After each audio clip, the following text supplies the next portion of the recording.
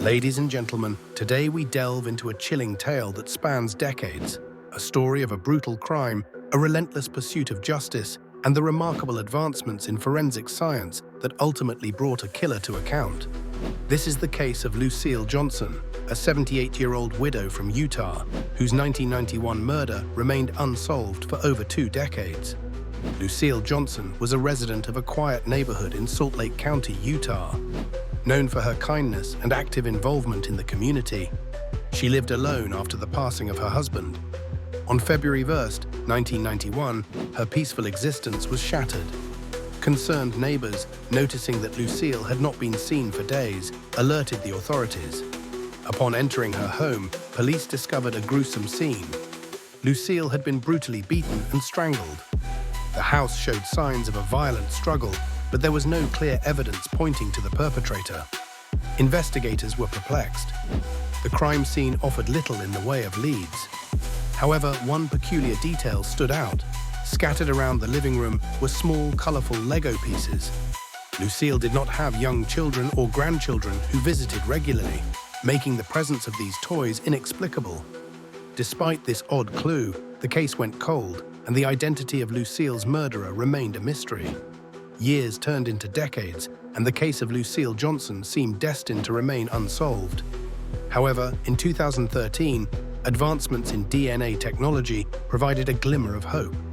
The original investigators had preserved fingernail scrapings from Lucille's autopsy, hoping that future developments might make them useful. This foresight proved invaluable. Forensic analysts were able to extract a DNA profile from the residue found under Lucille's nails. The profile was entered into the National DNA database, and a match was found: John Sansing. Sansing was no stranger to law enforcement. At the time of the DNA match, he was on death row in Arizona for the 1998 murder of Elizabeth Calabrese, a church volunteer he had lured to his home under the pretense of receiving food for his family. During the attack, Sansing's children were present in the house, a chilling detail that underscored his depravity. With the DNA match linking Sansing to Lucille Johnson's murder, investigators revisited the case. The presence of the Lego pieces now took on a new significance. During the 1991 murder, Sansing's children would have been young, and it's plausible they accompanied their father to Lucille's home, inadvertently leaving the toys behind. This connection provided a disturbing insight into the crime. While Sansing brutally murdered Lucille, his children were likely playing nearby, unaware of the horrific events unfolding. In 2013, armed with this new evidence, authorities charged John Sansing with the murder of Lucille Johnson.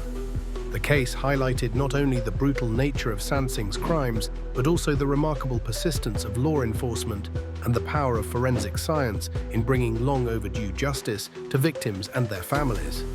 This case serves as a stark reminder of the importance of preserving evidence and the relentless pursuit of justice, no matter how much time has passed. Lucille Johnson's story, once a cold case, now stands as a testament to the advancements in forensic technology and the unwavering dedication of those who seek the truth.